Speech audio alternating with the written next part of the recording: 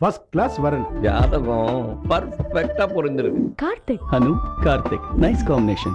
அப்புறம் என்ன முடிச்சிட வேண்டியதுதான். இதேதான் நாங்களும் சொல்றோம். லட்சக்கணக்கான இல்லங்களை உருவாக்கும் இனிய பணியில் கல்யாண மாலை மாதம் 2 முறை இதழ் kmmatrimony.net வெப்தளம். திருமண திருவிழா கல்யாணம்னா கல்யாண மாலை தான். ஞாபகம் வருதே ஞாபகம் வருதே பொக்கிஷமாக நெஞ்சில் புதைந்த நினைவுகளை நான் ஞாபகம் வருதே.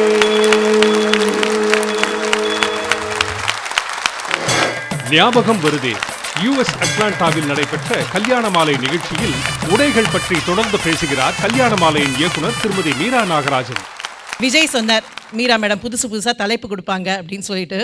என்ன ஒரு விஷயம் அப்படின்னா, ஒரு பெரிய மீடியம் கையில் கிடச்சிருக்குங்க. சன் டிவி அப்படிங்கிறது வந்து ஒரு பெரிய பொக்கிஷம் நமக்கு கிடச்சிருக்கிறது. அதில் எதை வேணால் பேசலாம், ஆனால் நல்லதை பேசினா அது 4 பேருக்கு நல்லது செய்யும். அதுக்காகத்தான் நாங்கள் இத்தனை பாடுபடுறோம். நல்ல நல்ல டாபிக்ஸ் கொடுக்கணும், பெரிய பெரிய பேச்சாளர்கள் வரணும் அப்படின்னு நாங்கள் எதுக்காக ஆசைப்படுறோம் அப்படின்னா, நல்ல விஷயங்களை 4 பேருக்கு கொண்டு போய் சேர்க்கறதுக்கு ஒரு மிகப்பெரிய வரமாக அமைந்திருப்பது சன் டிவி. ஆனால் இந்த பேச்சரங்கங்களில் எங்களுக்கு ஒரு பெரிய பயம் உண்டு. பேச்சரங்கம் அப்படிங்கிறது ஒரு அறிவார்ந்த சபைக்கு தான் போய் சேர முடியும். இத்தனை கருத்துக்களையும் உள்வாங்க எங்களால் முடியும் என்று வந்து உட்கார்ந்திருக்கிறீர்கள் பாருங்கள். அட்லாண்டா வாழ் தமிழ் நெஞ்சங்கள், உங்களுக்கு எங்களுடைய மனப்பூர்வமான நன்றி.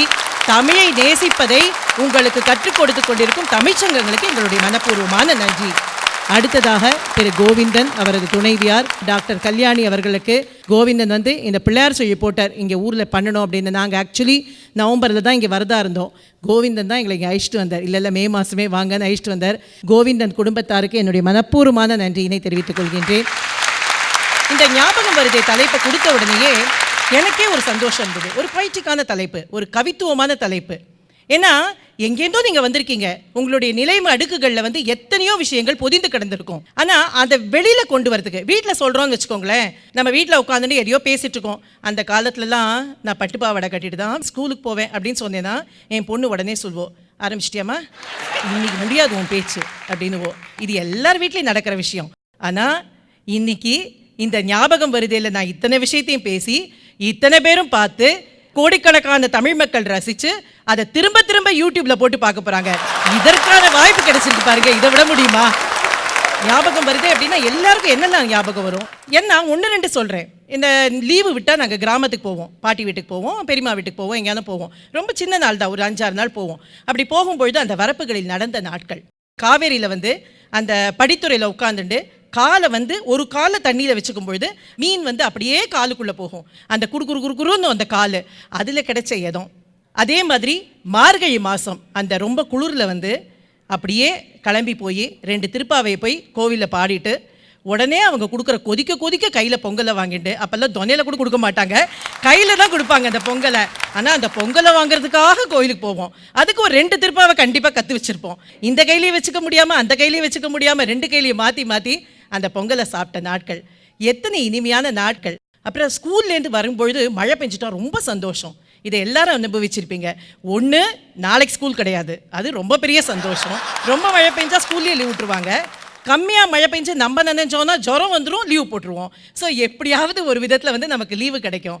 அப்புறம் ஃப்ரெண்ட்ஸோட, முக்கியமாக தோழிகளோட சண்டை போட்ட நாட்கள். இளமை காலத்தில் அவங்க சொன்னாங்க காதலை பற்றி. நம்ம அப்படியே நல்லா பளிச்சுன்னு ட்ரெஸ் பண்ணிட்டு போகும்பொழுது நம்மளை பார்த்து எதாவது பசங்க பார்த்தாங்க அப்படின்னாக்க அலட்சியமாக அவங்களோட பார்வையை அப்படியே அலட்சியப்படுத்திட்டு போவோம் பாருங்க. அந்த நாட்கள் இல்லை, அதெல்லாம் உண்டு தானேங்க. சின்ன வயசில் அதெல்லாம் எல்லாருக்குமே இருந்துதானே செய்யும். இப்படி எத்தனையோ நினைவுகள் வந்து நம்முடைய ஞாபகத்தில் வரும்.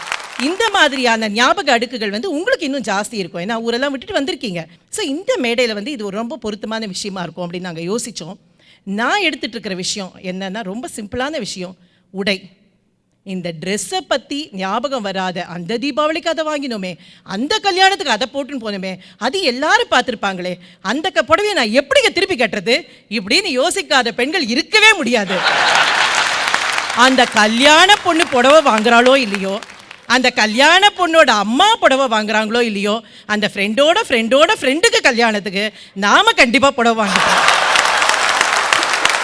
ஸோ இந்த மாதிரியான அந்த உடை அப்படிங்கிறது ரொம்ப ரொம்ப நமக்கு மனசுக்கு நெருக்கமான ஒரு விஷயம். ஒருத்தரை யோசிச்சு பார்க்குறோம் அப்படின்னாலே என்ன வருது, அந்த மெரூன் புடவை கட்டிட்டு அன்றைக்கி வந்தாலே மினிக்கின் வந்தாலே அந்த பொண்ணு தானே சொல்கிறீங்க. அந்த மாதிரியான உடைங்கிறது நம்முடைய நினைவடுக்குகளில் வந்து ரொம்ப பெரிய விஷயமா அந்த உடை இருக்குது.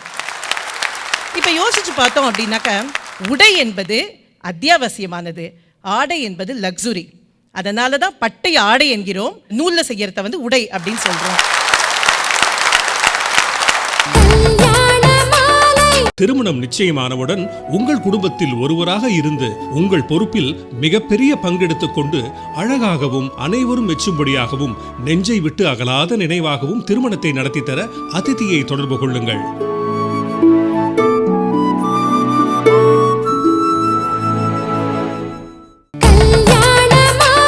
ஞாபகம் வருதே ஞாபகம் வருதே ஞாபகம் வருதே,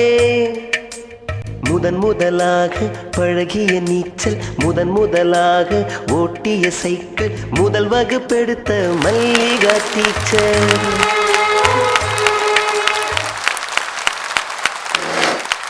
இந்த உடைகளில் நமக்கு என்னென்ன இன்ஃப்ளூயன்ஸ் ஆயிருக்கு அப்படின்னு பார்க்கலாம். முதல்ல வந்து நமக்கு ரொம்ப ரொம்ப நம்ம நினைவு தெரிஞ்ச ஒரு இன்ஃப்ளூயன்ஸ் அப்படிங்கிறது வந்து இங்கிலீஷ்காரங்க கொடுத்த இன்ஃப்ளூயன்ஸ். டெஃபினட்டாக நம்ம ஊர் 34 டிகிரி 35 டிகிரி 38 டிகிரி இங்கே நீங்கள் போட்டுட்டு இருக்கிற கூட்டெல்லாம் நான் சொல்லலை, இவர் அட்ஜஸ்ட் பண்ணிக்கிறாரு. நான் இவங்களை பற்றிலாம் கண்டிப்பாக சொல்லலை, எங்கள் ஊரை பற்றி பேசுகிறேன், மெட்ராஸை பற்றி பேசுகிறேன், சென்னையை பற்றி பேசுகிறேன். அத்தனை வெயில்லையும் அவங்க விட்டுட்டு அப்பா நான் உங்கள் ஊரில் இல்லைப்பா நான் கிளம்புறேன்னு சொல்லிட்டு போனப்புறமும் நம்ம மத்தியானம் 12 மணி மீட்டிங்கில் அந்த கோட் சூட் போட்டுக்காமல் நம்ம வரதே கிடையாது. அவங்க எதுக்கு வந்தாங்க நம்மள்கிட்ட, அந்த இங்கிலீஷ்காரங்க எதுக்கு வந்தாங்க, ஏதோ வாணிபம் செய்கிறேன்னு வந்தாங்க. அவங்க போட்டுட்ருக்கிற ட்ரெஸ்ஸு, அந்த அம்மா போட்டுட்ருக்கிற குட்டி குட்டி ஃப்ராக்ஸு இதெல்லாம் பார்த்து நம்ம மயங்கி போனோம். நாம் அந்த உடையில் மயங்கின விஷயந்தான், அதாவது அதுவும் ஒரு விஷயம், நம்ம ஆட்சியே தூக்கி அவங்க கிட்ட கொடுத்தோம். அப்படி கொடுத்து அவங்கள்ட்டேந்து மீண்டு எடுத்து வந்தாலும் அந்த உடையில் நமக்கு ஏற்பட்ட மோகம் அப்படிங்கிறது நமக்கு போகவே இல்லை. இதுக்கு முன்னாடி காலத்தில் நாங்கள் வந்து இப்போ கூட சமீபத்தில் நாங்கள் எல்லோரும் ஃபேமிலியோட ஜெய்ப்பூர் டூர்லாம் போயிருந்தோம். அந்த ராஜா ராணியோட உடையெல்லாம் பார்த்தா எத்தனை கல், எத்தனை இது இமேஜின் பண்ணி பாருங்களேன். நம்ம சினிமாலெலாம் பார்த்துருப்போம், ஜோதா அக்பர் அந்த மாதிரி படங்கள்லாம். அதாவது அந்த உடையை தூக்கின்னு வரதுக்குன்னே 10 பேர் இருக்காங்க. என்னதான் அஃபோர்டபிலிட்டி அவங்களுக்கு இருந்தது. எப்படி தான் அந்த உடையை தூக்கினாங்களோ, எப்படி தான் போட்டாங்களோ, 10 பேர் அதை பிடிச்சின்னு வந்து அந்த ராஜாக்களுக்கு ராணிகளுக்கும் அவங்க ட்ரெஸ் போட்டு விட்ட விதம், அப்புறம் இங்கிலீஷ்காரங்கள்ட்டேருந்து நம்ம கற்றுண்ட விதம், இது எல்லாத்தையும் மீறி இன்றைக்கி வந்து ஒரு உடை அப்படிங்கிறது வந்து நம்முடைய அம்மாக்கள், நம்முடைய பாட்டிகள் இதெல்லாம் யோசித்து பார்க்கும்பொழுது என்ன இருக்குது அப்படின்னா, ஒரு 20 வருஷத்துக்கு முன்னாடி கூட அம்மாக்குன்னா ஒரு விதமான புடவை இருக்கும், பாட்டிக்குன்னா ஒரு விதமான புடவை இருக்கும், அக்கானா ஒரு மாதிரி ட்ரெஸ் பண்ணிப்பாங்க, சின்ன பொண்ணுன்னா ஒரு மாதிரி ட்ரெஸ் பண்ணிப்பாங்க. இன்றைக்கி எதுவுமே கிடையாதுங்க. எல்லாரும் ஒரே மாதிரி ஜீன்ஸு, ஒரே மாதிரி ஷர்ட்டு, வெளில போனால் எந்த வயசு வித்தியாசமும் கிடையாது. அந்த காலத்தில் தான் அந்த கட்டை பார்த்துட்டு சொல்லிடுவாங்க, இவங்க இந்த சமூகத்தை சேர்ந்தவங்க, இவங்க இந்த ஊர்க்காரங்க, இவங்க இப்படிப்பட்டவங்க அப்படிப்பட்டவங்கன்னு. இன்றைக்கி எந்த விதமான வித்தியாசங்களும் கிடையாது. ஆனால் நிஜமாகவே நம்முடைய நினைவடுக்குகளில் நம்ம யோசித்து பார்த்தோம் அப்படின்னாக்க அந்த அம்மாட்டெல்லாம் வந்து ரொம்ப நிறையெல்லாம் புடவை இருக்காதுங்க. வீட்டுக்கு கட்டிக்கிறதுக்கு அப்படின்னு 2 புடவை வச்சுருப்பாங்க. அந்த காலத்தில் சொன்னோன்னா 30 ரூபாய் 25 ரூபாய் இந்த ஈரோடுலேருந்து வர காட்டன் சாரீஸ் அது மாதிரி வச்சுருப்பாங்க. அப்புறம் வெளியில் போகிறதுக்குன்னு 2 புடவை, பட்டு புடவை அப்படிங்கிறது மிஞ்சி போச்சுன்னா 3 புடவை இருக்கும். ஆனால் எப்போ நம்ம அம்மாவை நினைச்சாலும் அந்த புடவையோடு தான் நமக்கு ஞாபகம் வரும். அந்த அம்மாவுடைய அந்த புடவையில் வந்து எண்ணெயோட வாசம் இருக்கும், வியர்வையோட வாசம் இருக்கும். இது எல்லாத்தையும் மீறி அம்மா பக்கத்தில் உட்காந்துட்டு நம்ம தலை பின்னும் பொழுது அந்த அத்தனை வாசனையும் மீறி அந்த அம்மா புடவையின் மேல் நமக்கு ஒரு மிகப்பெரிய ஈர்ப்பு வரும். ஏதாவது ஜுரம் வந்துருச்சு அப்படின்னா கண்டிப்பாக நமக்கு என்ன தேவை அப்படின்னா அம்மாவோட புடவை தான் தேவை. அந்த புடவையை போட்டு படுத்துட்டா தான் அந்த ஜுரம் நமக்கு போகிற மாதிரி இருக்கும். பாட்டியோட புடவையை மடித்து அந்த பாய் மேலே போட்டுட்டோம் அப்படின்னா அந்த உடம்பு வலி பறந்து போயிடும். இந்த ஞாபகம் வந்து நமக்கு வராமல் இருக்கவே இருக்காதுங்க. குழந்தை பிறந்தது அப்படின்னாக்க அந்த குழந்தைய வந்து பிறந்த வீட்டிலேருந்து புகுந்த வீட்டுக்கு கொண்டு போய் விடும்பொழுது ஒரு பிடி மண் எடுத்து கையில் கொடுப்பாங்க. எதுக்கு அப்படின்னா அந்த குழந்தைக்கு வந்து அந்த மண் பாசம் இருக்கும், அது வந்து அழாது அந்த வீட்டுக்கு போனால் அப்படின்னு ஒரு நம்பிக்கைன்னு வச்சுக்கலாம். ஆனால் இந்த ஊருக்கு வரவங்க கண்டிப்பாக அம்மாவினுடைய 2 புடவையை எடுத்துக்கொள்ளாமல் வந்தேன் என்று ஏதாவது ஒரு பெண் சொல்லிவிட்டாள் என்றால் இந்த உடைங்கிற ஞாபகத்துக்கு அர்த்தமே இல்லாமல் போயிடும். ஸோ இந்த மாதிரி இத்தனை விஷயங்கள் இருக்குது. இந்த மாதிரி அன்றைக்கி நாங்கள் 4 நாள் முன்னாடி தான் நாங்கள் ஊர்லேருந்து வந்தோம். துபாய் அப்படிங்கிறது, அந்த துபாய் ஏர்போர்ட் அப்படிங்கிறது வந்து ஒரு மினி உலகம், ஒரு சின்ன உலகம். அது ராத்திரி 2 மணிக்கு அத்தனை பேர் மேக்கப்போட இருக்காங்க. அவங்களுடைய ட்ரெஸ்ஸை பார்த்தீங்க அப்படின்னா ஏதோ நேராக போய் ஏதோ ஒரு கல்யாணத்துக்கோ பார்ட்டிக்கோ போகிறாங்க மாதிரி இருக்குது. அவ்வளோ அழகாக ட்ரெஸ் பண்ணிட்டு இருக்காங்க. எல்லாரும் அடுத்த ஃப்ளைட்டுக்கு போகிறாங்க. பரபரன்னு, அதாவது அந்த ராத்திரி 2 மணிக்கு அந்த உலகம் வந்து வேறு கதியில் ஏங்கின்னு இருக்கு. நமக்கோ கண்ணில் தூக்கம் சொக்கிறது. இந்த துபாய் ஏர்போர்ட்டை வந்து நான் 20 வருஷம் முன்னாடியும் பார்த்துருக்கேன்.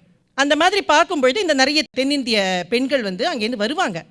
எப்படி இருப்பாங்க அப்படின்னா, ஒரு 2-3 வருஷத்துக்கு முன்னாடி அந்த பொண்ணு கல்யாணம் ஆயிருக்க மாதிரி இருக்கும். பார்த்தாலே அப்படி தான் தெரியும்.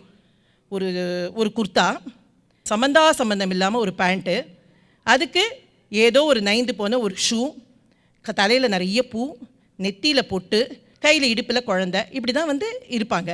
ஆனால் இன்றைக்கி பாருங்கள், அந்த துபாய் ஏர்போர்ட்டில் நம்ம ஊர் பொண்ணுங்க எப்படி ட்ரெஸ் பண்ணிட்டு இருக்காங்கன்னு நினைக்கிறீங்க?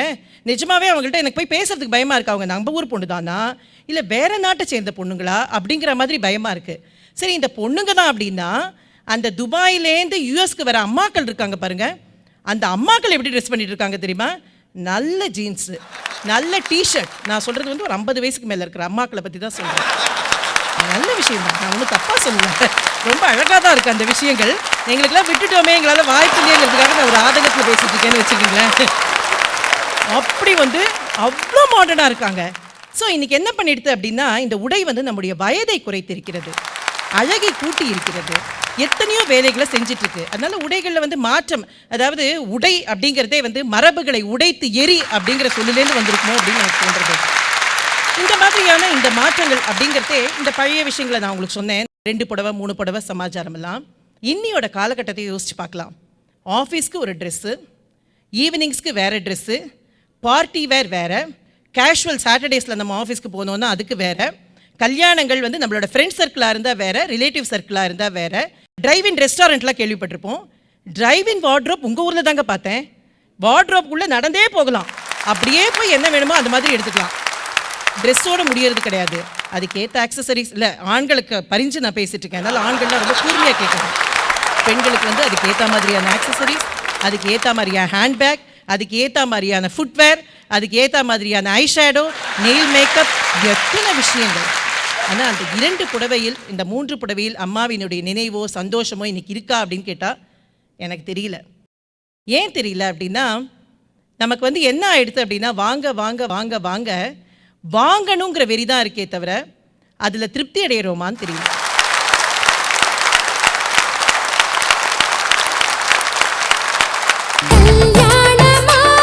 ஃபர்ஸ்ட் கிளாஸ் வரன். ஜாதகம் பர்ஃபெக்டா பொருந்திருக்கு. கார்த்திக் அனு கார்த்திக், நைஸ் காம்பினேஷன்.